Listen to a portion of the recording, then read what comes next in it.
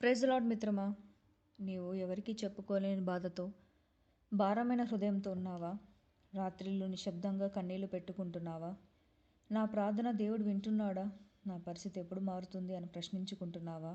అయితే ఒకటి గుర్తుంచుకో మిత్రమా, నీ హృదయంలో ఉన్న ఆ వేదన, ఆ నిశ్శబ్ద ప్రార్థన నేరుగా దేవుని సన్నిధికి చేరింది.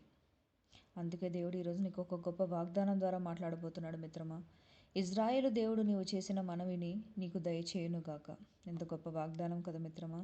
ఈ యొక్క వాగ్దానం హన్నా జీవితంలో ఎలా నెరవేరిందో మనం చూద్దాం. హన్నా ఆలయంలో కన్నీళ్లు పెట్టుకుంటూ ప్రార్థించింది మిత్రమా. హన్నా తెలుసు కదా, సంతానం లేక పెన్నీన ఆమెని హేళన చేసినప్పుడు ఆమె బహు దుఃఖముతో ఈ యొక్క మందిరానికి వెళ్ళి అక్కడ కన్నీళ్ళతో ప్రార్థించినప్పుడు అక్కడ ఉన్న వారందరూ ఆమె బాధను తప్పుగా అర్థం చేసుకున్నారు. కానీ దేవుడు ఆమె గుండెలో తన నిశ్శబ్ద ప్రార్థనను విన్నాడు. ఆమె ప్రార్థన అనేది దేవుడు వృధాగా పోనీయలేదు. ఆమెకు సమూయేలును ఇచ్చి గొప్ప ఆశీర్వాదం అనేది ఆమెకు దయచేశాడు. నీ విషయంలో కూడా దేవుడు అదే చేయబోతున్నాడు మిత్రమా. నువ్వు అడిగింది చిన్నదైనా, అసాధ్యమైనది అనిపించే పెద్ద కార్యమైనా దేవునికి సమస్తము సాధ్యమే. సమయం మించిపోతుందని, ఆలస్యం అవుతుందని నిరుత్సాహపడకు.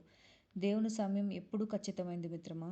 దేవుడిచ్చే సమాధానము సరైన సమయంలో నీ దగ్గరికి వస్తుంది. నువ్వు అనుకోవచ్చు, దేవుడిచ్చే వరకు నా యొక్క సమయం అయిపోతుంది, అది ముగిసిపోతుంది, ఆలస్యం అయిపోతుందని. కానీ దేవుడు నీ యొక్క ప్రార్థనలకు జవాబు ఇచ్చినప్పుడు నీవు కోల్పోయిన కాలం కూడా దేవుడు గొప్పగా ఇవ్వబోతున్నాడు మిత్రమా. నీ కన్నీళ్ళు ఆయన దృష్టిలో చాలా విలువైనవి మిత్రమా. నీ విశ్వాసం ఎప్పటికీ వృధాగా పోదు. కాబట్టి ప్రార్థన ఆపొద్దు, దేవునిపై నమ్మకాన్ని కోల్పోవద్దు. ఇజ్రాయేల్ దేవుడు నీ మనవిని ఆలకిస్తాడని, త్వరలోనే నీ జీవితంలో గొప్ప అద్భుతం అనేది నువ్వు చూడబోతున్నావని, ఆనందాన్ని నువ్వు చూడబోతున్నావు నమ్ముచు ప్రార్థించు మిత్రమా. నీకు గొప్ప సమాధానం అనేది దేవుడి నుంచి రాబోతుంది. ఈ యొక్క వాగ్దానం నీ హృదయం తాకినట్లయితే లైక్ చేయి. అలాగే మన బైబిల్ వాక్య కథల ఛానల్ని సబ్స్క్రైబ్ చేయి.